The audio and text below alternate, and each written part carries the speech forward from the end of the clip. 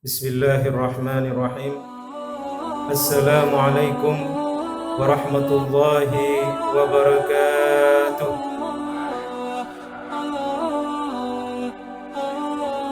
Alhamdulillah wa syukrulillah wa la hawla wa la quwwata illa billahil aliyyil azim. Asyhadu an la ilaha illallah wa asyhadu anna Muhammadar Rasulullah.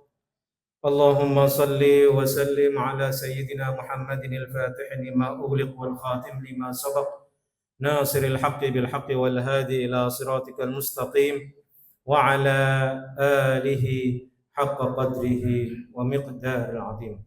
Rabbi shrah li sadri wa yassir amri wa hlul 'uqdatam min lisani yafqahu qawli. Amin. Yang saya hormati para sesepuh, para masyayikh yang hadir pada malam barokah ini, yang saya hormati Takmir Masjid Darussalam, para hadirin hadirat Masjid Darussalam, sebagaimana nama masjidnya, mudah-mudahan kita yang sholat sekarang masuk dalam yang namanya surga Jannah Darussalam insyaallah. Amin ya rabbal alamin. Sesuai dengan judul yang disampaikan tadi, saya juga kaget, mestinya judulnya lain. Ini judul yang kemarin ini, tapi gak apa-apa. Ya, sesuai dengan judul saya sampaikan. Bismillahirrahmanirrahim.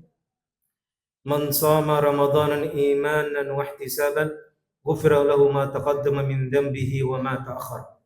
Siapa yang puasa Ramadan dengan iman dan ihtisaban, dengan pertimbangan, dengan introspeksi diri, insyaallah sudah pasti menjadi jalan keluarnya dirinya, insyaallah menjadi ahli surga yang diampuni oleh Allah Subhanahu wa taala. Ramadan ini adalah Ramadan yang penuh barokah. Ramadan ini adalah training center terhadap diri mental kita, terhadap kualitas iman kita. Maka seorang mukmin, seorang yang ya ayyuhalladzina amanu, khitabnya adalah menuju kepada orang yang beriman, maka tersanubari dalam hatinya adalah mengkristalkan dalam dirinya darah daging adalah keyakinan kepada Allah Subhanahu wa taala, bahwa dia kalau berbuat, bekerja keras sesuai perintah dan sunnah Nabi, dia akan meyakini bahwa dapatkan pahala yang luar biasa.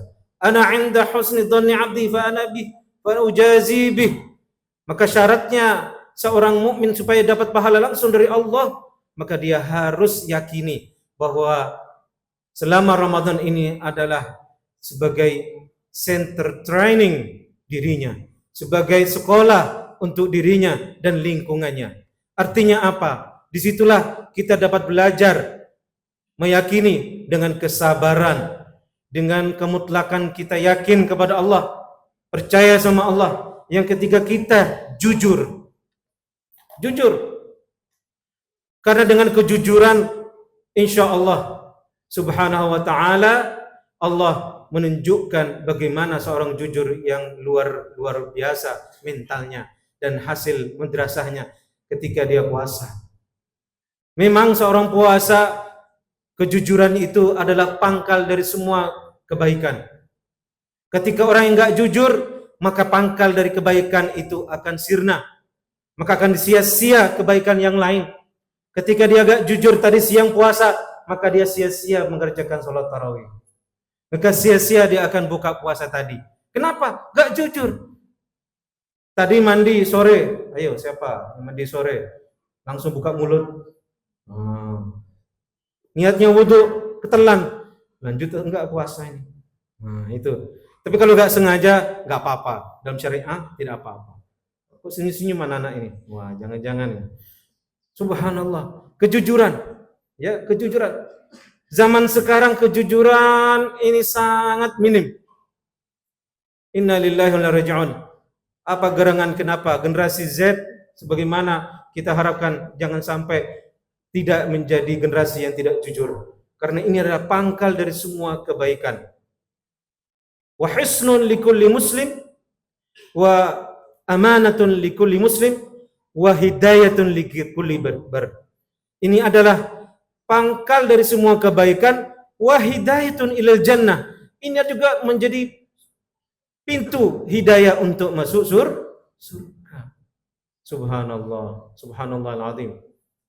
Artinya jujur di sini dalam sebuah ibadah adalah dia ikhlas tulus karena Allah Subhanahu wa taala. Bukan karena makhluk, bukan karena taklim, bukan karena tetangga, bukan karena teman, bukan karena asosiasi dan lain sebagainya. Semuanya kalau dikerjakan karena Allah Subhanahu wa taala, insyaallah termasuk orang yang jujur, termasuk juga pangkal selainnya adalah orang yang sabar, insyaallah dapat kebaikan-kebaikan yang lain dan insyaallah pintu surga disiapkan oleh Allah Subhanahu wa taala. Saya yakin semua jamaah siap insyaallah menjadi orang yang jujur insyaallah. Amin. Iya, kenapa terjadi di Indonesia korupsi? Ini tanda tanya besar.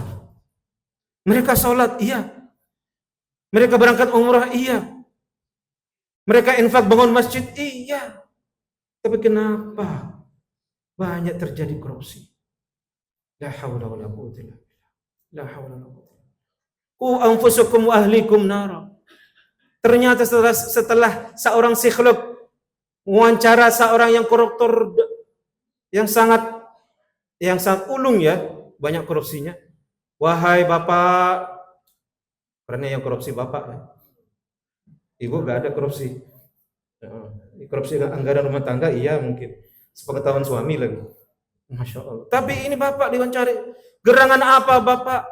Saya lihat Bapak rajin sholat. Itu kata informasi dari takmir masjid. Saya lihat Bapak kemarin umrah berapa kali. Saya lihat Bapak haji lagi di tiap tahun. Wena plus. Ternyata semuanya uang haram. Kenapa bisa begitu Pak? Kenapa? Ya Allah. Saya dididik kecil. Ya, supaya tidak murah tangan. Saya dari kecil tidak ada kasih sayang sama orang yang prihatin. Langsung disadari oleh keenak-enak. Ya, instan tidur, instan naik kelas. Oh, kok bisa? Iya, dari kelas 1 SD ke kelas 3 SD, kok bisa? Ya, masuk kampus pakai instan, sogok dan sebagainya. Semuanya instan. Itulah didikan yang tidak baik. Makanya qu anfusakum wa ahlikum nara. Takutlah wahai dirimu sendiri kepada neraka dan keluargamu karena tiang-tiang semua dasar kebaikan keburukan nanti masa depan ada di dasarnya di keluar. Wahai bapak-bapak yang cucunya begitu ya nakal dan sebagainya harus diukur, harus ditegur, jangan didiamkan. Ya. Ayo bawa ke anak-anak sama mamanya, jangan anak masih kecil ke masjid. Nah, bahaya. Enggak kerja sama yang baik ibunya ini. Ya, tolong. Meskipun kelas 3 bikin ramai, gaduh, tapi siapa tahu dia jadi imam masjid seperti Pak Ustaz ini. Tapi enggak gaduh dulu kecil ya, enggak. Masya Allah. Iya, siapa tahu, kita yakin, enggak apa-apa. Itu adalah hiasan telinga menghiasi kita, adem. Kalau enggak ada suara anak kecil, siapa lagi yang melanjutkan generasi kita selanjutnya? Mungkin ini saja yang saya sampaikan. Mudah-mudahan kita termasuk orang yang jujur, orang yang termasuk yang lulus ujian ya training center Ramadan ini dengan baik, husnul khotimah di Ramadan insyaallah. Jangan lupa ya, siapa ingin jadi mulia, muliakan orang tuamu. Orang tuanya enggak ada, dengan sedekah atas nama orang tua. Selain sedekah orang tua, doakan setiap sujud insyaallah, rabbighfirli walidayya warhamhuma kama rabbayani shaghira. Santri kami wajibkan yang di Madura di Amin Perinduan, insyaallah banyak wali santri sini, anaknya di sini di Alamin. Saya juga kaget ternyata anggota ini Masjid Al-Falah dan masjid sini ada beberapa wali santri, masya Allah. Saya kira dari Bontan Kota, ternyata asli sini. Subhanallah. Saya wajib Rabbighfirli walidayya warhamhum.